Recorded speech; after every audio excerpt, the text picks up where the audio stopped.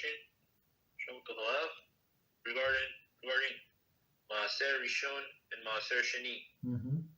Is it 10% calculated based on the total produce or the produce after separated Maaser Ani and Truma and Maaser Rishon correspondingly?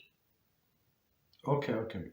Let me explain from the beginning. So first, let's say we have wheat, for example, right? So we would separate 2%, give it 2 coin. I'm going to in the right sequence.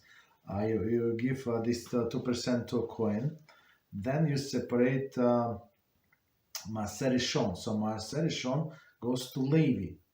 You give 10% from the rest. So you separate to coin, like we give it to him because coining were going around. That's one of the reasons that they were spread out around the whole Israel. So I mean the guy would have to take a horse and carriage and go around, or donkey and carriage, and go around and collect from people all the grains, and they would live from that the whole year, right? So they would take truma, this 2%, right? That's it, it's out. So from the rest we would separate 10%, give it to Leib. So that's Maaser Rishon, and Leib, from this 10% that he gets, he gives 10% truma maaser. So from his, like, we have nothing to do with that. It's between Leib and the coin. So he gives to coin. So and then in what is it? First and second, fourth and fifth year. So we take this 10% and it will be separate for us, right? So meaning what? That you take this 10% and you go to Yerushalayim.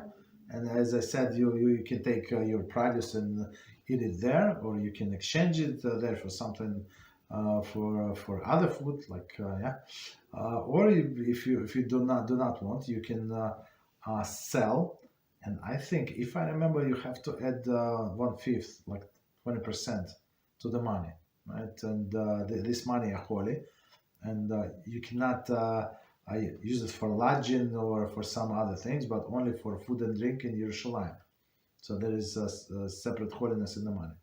And on the third and sixth year, right, over the 6-year cycle, you separate this 10%, like the last 10%. It's Maaser Sheini, meaning the second tithe, which is a third, right? And you give it to poor people, whoever they are.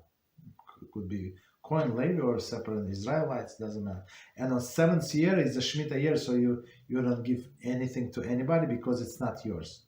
So in the 7th year, Hashem said it's mine. So all the produce is his. So you have same rights to your field produce as all other people. Okay. So you cannot actually harvest your field on the 7th year. So you can take some, as everybody else can. They come and they take, and then you take. Okay. So that's the Maaser.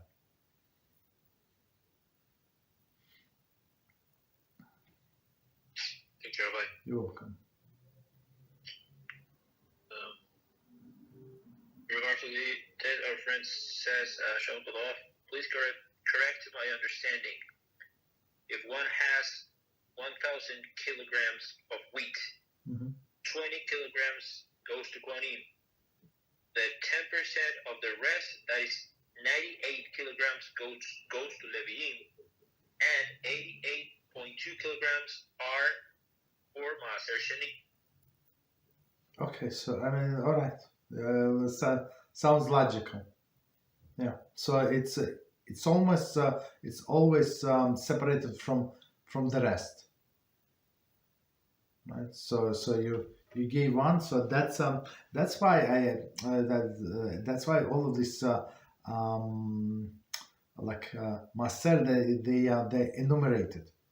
right? First and second. So you mean the first you separate truma out, right? Even if you don't have a coin right now, so you separate truma, you put it like you have a big silo, right, in your storage for grains. So you put this thing this 2% for coin to the left corner, let's say, and now you start measuring to give 10% to Levi. So it's always from from the from remainder.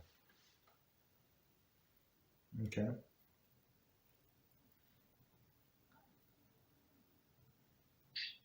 Thank you, Rabbi. You're welcome. Princess, thank you for the explanation. You're welcome.